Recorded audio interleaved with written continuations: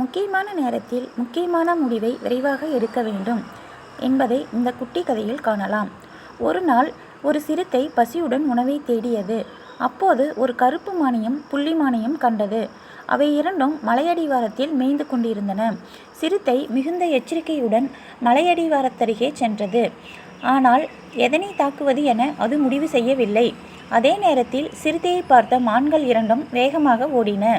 பிறகு அவை இரண்டும் ஒரு இடத்தில் இடது வலது பாதைகளில் ஓடின. சிறுத்தை அந்த இடத்திற்கு வந்தது. எதை துரத்தலாம் என்று தயங்கி நின்றது. பிறகு சரி, கருப்பு மானை துரத்தலாம், அதன் இறைச்சிதான் சுவையாக இருக்கும் என்று முடிவு செய்து கருப்பு மானை துரத்த தொடங்கியது. ஆனால் அதற்குள் அது தொலைதூரம் ஓடிப்போய்விட்டது.